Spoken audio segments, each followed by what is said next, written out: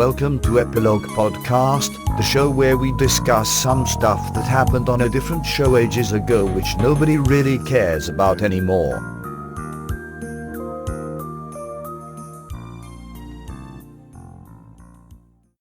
Hi, I'm Portponky. And I'm LeBloc. Today we are discussing Deep Space Nine, Season 5, Episode 24, Empok Nor. OBrien, Nog, Garrix, and some redshirts go to a disused Cardassian station to salvage parts, but end up being hunted. What did you think? This was mostly good. It was dark and scary and kind of violent, I suppose, for Star Trek. Just got a little bit silly towards the end, but I like this one.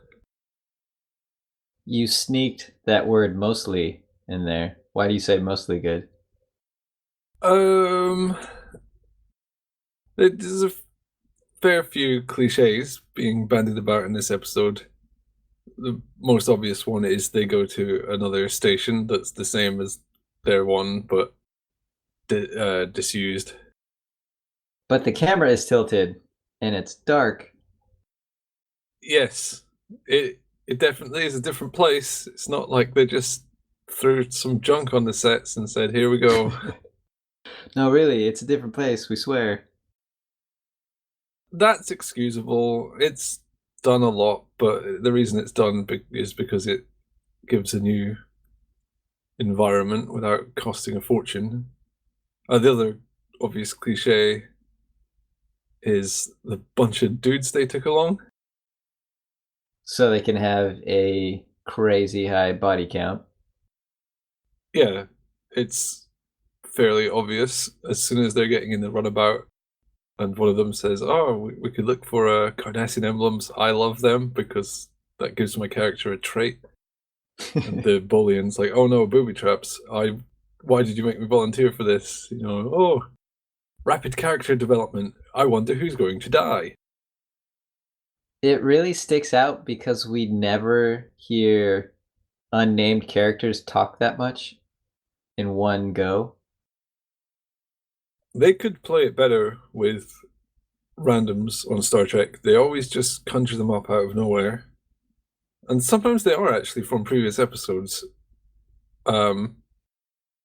But even then, it's so hard to remember where you've seen them before that they essentially are basically new people. So, you know who's going to die. I mean, that's where the cliche red shirts come from. None of these guys actually had red shirts, but they're all red shirts.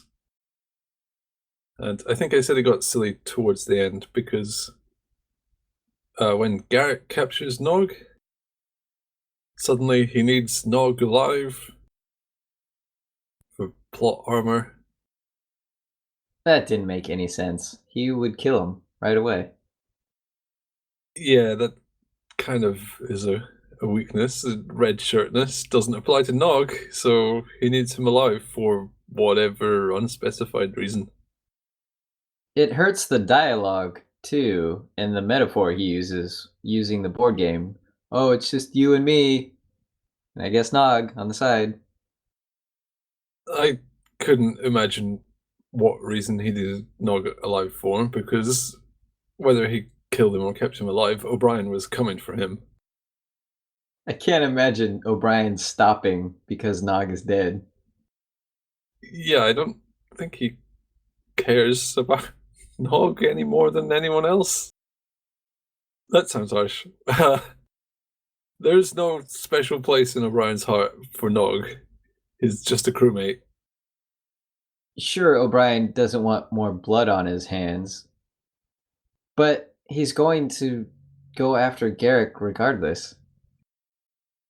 It was a bit weak.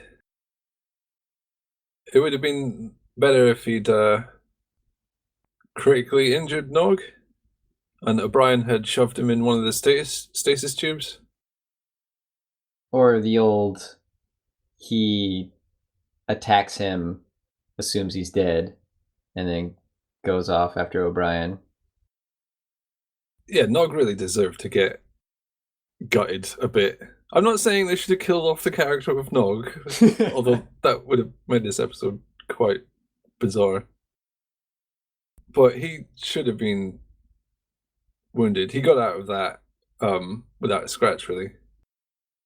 And they introduced the stasis tube, so you had the perfect way for him to get critically injured. Like, oh, he'll be dead in 5 minutes, but we'll put him in a stasis tube and then take out Garrick, and you've got all the time to get back to Deep Space Nine. So the pieces of the puzzle were there to make something decent, but instead Garrick just says, "Oh no, Nog, I need you alive because we can't think of a way to make me injured / kill you without you dying." But I want you to know I really want you dead, but I won't act on it. Because I'm in control. These drugs have me out of my mind, except for that part of my mind that wants to keep you alive. There were a lot of horror movie cliches at play, which lets this episode down a little bit, but it's still fun to see the team, or O'Brien and Nog, go up against Garrick and have a proper slasher movie episode. Did you jump at the jump? I definitely jumped at the window breaking scene. Did you realize it would be a jumpy bit? I wasn't expecting a jumpy bit. Oh, how did you not see that coming? I could totally. I knew it was going to happen, but it still made me jump because it's extremely sudden and loud. Yeah, it's sudden, loud, quick movement. I always kind of hate bits like that in films because it's cheap. I'm glad they only did one. Oh, if they did more than one, I would have been annoyed. You get your free pass for the one, and then that's it. Well, it kind of takes some expert craftsmanship to make a good horror film that has no jumpy bits, so yeah, I'd say a quota of one is fair play. We got to see Starfleet security at their finest. How so? Okay, well, one of the security guards was pointing their phaser at the engineer and said, "Ha ha ha, don't worry, the safety's on." After she said that, I was waiting for her to slyly realize it's not on and then surreptitiously turn it on. Whoops. In my country, firearms are banned, and even I know that that is insanely dangerous. You don't point a gun at something that you don't want to shoot, or at least aren't okay with being shot. Maybe she was okay with him being shot. But she could shoot him later. And the other security guard turned off his gun and put it down to pick up a spanner. What could go wrong?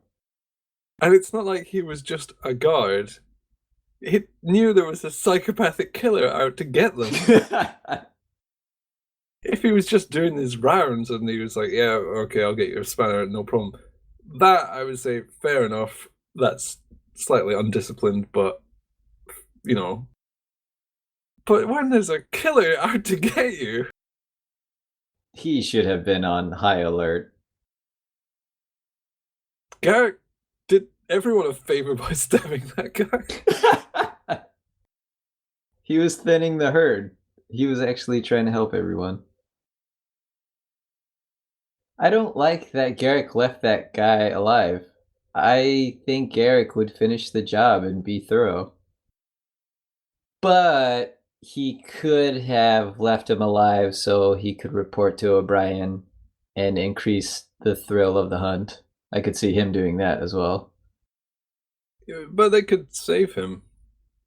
They didn't. They didn't even try to do anything. As soon as he said, "Oh, Garrick did this.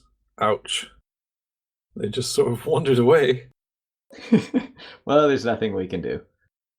He passed out, but they don't No, well, maybe they know he's dead.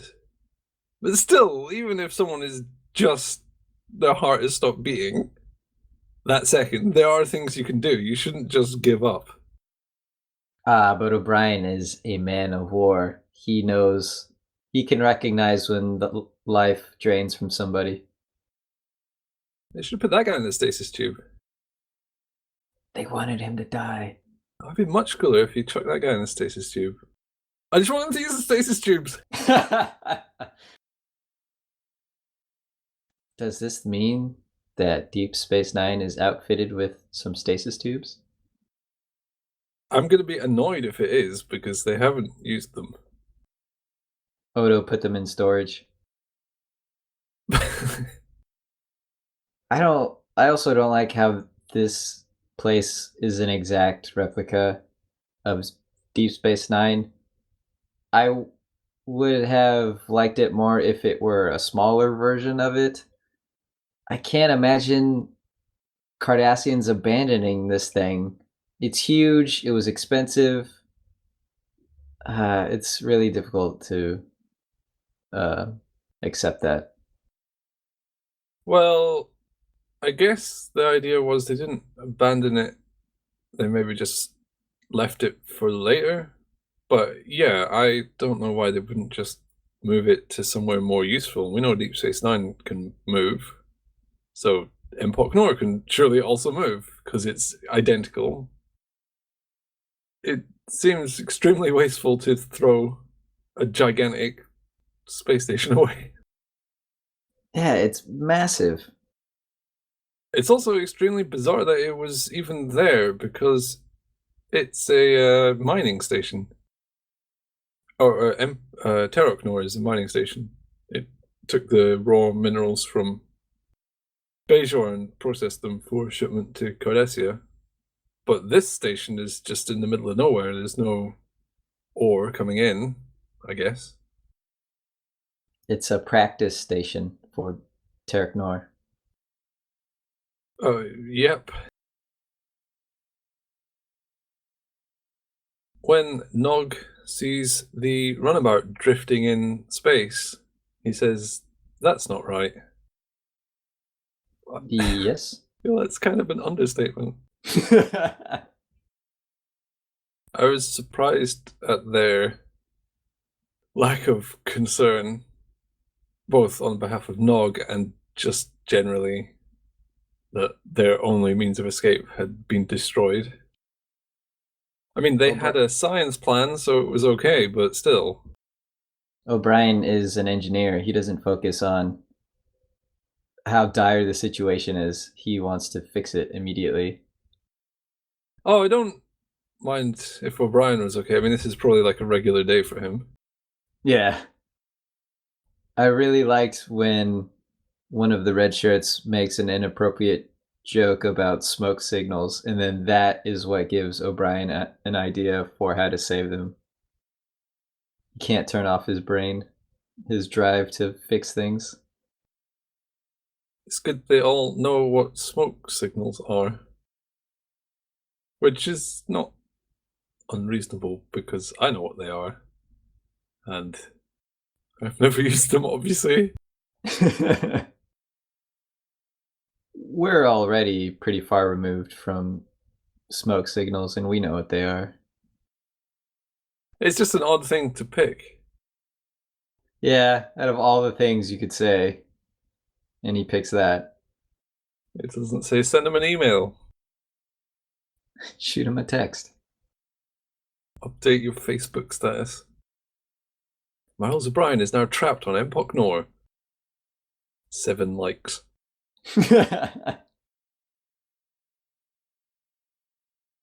How did you feel about Garrix's character during this episode?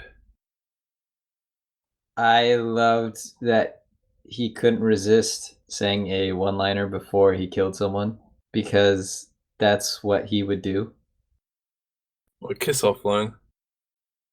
Exactly. Even tampered with by goo, he would still have those aspects of his personality.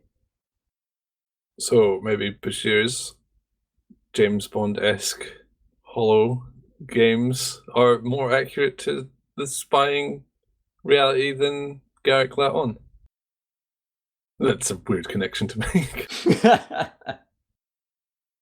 The reason I asked anyway is because Andrew Robinson wasn't very happy with this episode.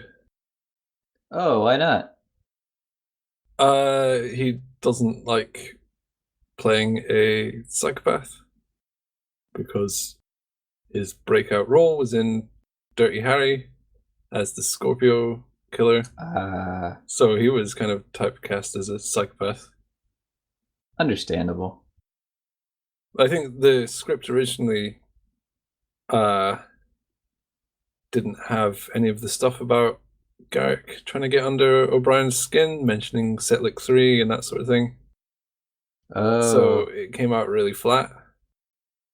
That stuff needs to be there for this to work.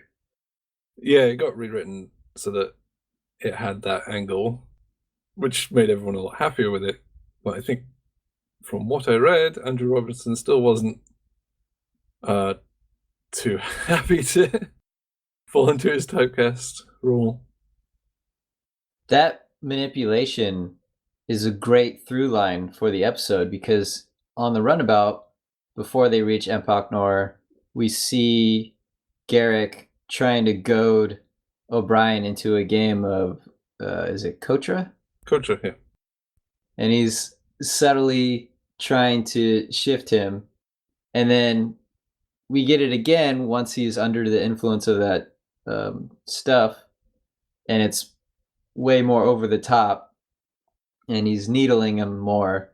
I enjoyed seeing that this is how he uses this information as himself, as Garrix. And this is what happens when you enhance certain things about Garrix. I liked the Kotra board. Generally enjoy when traditional board games and card games and so on are given for other cultures, and when they mention names of novels and plays and stuff. It's good to give culture to these cultures, otherwise they're just sort of entities. They're pretty good about that with Cardassians. We've heard a lot about the authors, and now we see this board game. They seem more real to me than the other species on this show. Of the main species, I would say the Bajorans are kind of the weakest. Yeah, oddly. They don't do anything. Klingons and Cardassians, I feel as if they actually inhabit this world. It made me laugh when O'Brien knocks the game to the ground. That was petty. Yeah, so pointless. But he was annoyed and couldn't help himself. Sisko didn't even entertain the idea of asking Dukat for supplies. Why do that when you can send your crew on a risky mission? Well, his angle was kind of valid. There are enemies, kind of, so they probably won't give us stuff. But politics is way more complicated than that. Dukat says he's going to take the station back. So it would actually be advantageous for him to supply parts to keep it in working order. So I don't think they'd be beyond trading the requisite parts for something or other. You run a slew of risks that way, though. He could booby trap a supply ship. He could have concealed Jem'Hadar infiltrate. Too many bad things could happen. Well, maybe. But it's not uncommon for political rivals to do trade in good faith. At any rate, he didn't even try. Yeah, so... that's my main issue, is he didn't even like phone him up and say, hey, we need some bits, you're going to give him. And the risk associated with that has to be less than the risk of sending the nicest guy in the world onto a station full of death traps. That's O'Brien, by the way. He's the nicest guy in the world. But he killed so many Cardassians. Yeah, and he dabbled in racism, but everyone has skeletons in the closet. How did you feel about the dead bodies that were propped up? Well, I did say it was violent for Star Trek, and I guess that's what stuck out to me as being kind of a bit twisted, a bit Predator-ish. Yeah, it's kind of grim. You don't see injuries or blood all over him or anything, but You fill that in your mind. still, just seeing dead bodies played with as if they were action figures and then on display. They do the same thing they've done many times before, which is greatly underestimate how difficult it is to move bodies around. Garrix would have been knackered after carrying 4 dead people all the way to the promenade. The drugs gave him super strength. Yeah, but let's say they're like 80 kilograms each. That's heavy. It's like lifting a bunch of washing machines. But they're not cubes like a washing machine. They're weird person shapes. They're probably all lumpy and kind of going solid from rigor mortis. It would be good if he just had one body and he was like, I meant to get all 4, but it took so long to do that one that just imagine the others are also hanging there. I got the harnesses ready, but I'm knackered now, so. But Garrick is a consummate showman. He would do whatever it takes to entertain, put on a good show. Well, he could have made it a lot worse than what he did. Could have put little bombs in them so they exploded everywhere. Oh, Okay, that's getting a bit grim. I enjoyed O'Brien's bomb solution. Yeah, that's a nice little ending. Oh, what if Garrick put a bomb inside Nog? And then O'Brien had to put him in a stasis tube to stop the bomb going off. Put a bomb inside his giant dome. Why would you put a stasis tube inside a stasis tube? Okay, I'm going to shut up about stasis tube. Did you manage to salvage a quote from the show? Secure is such a relative term. Is it? Yeah. Yeah, I'd say so. I like that he didn't explain how he got in. It added to the mystery that he just slipped in and out without telling them.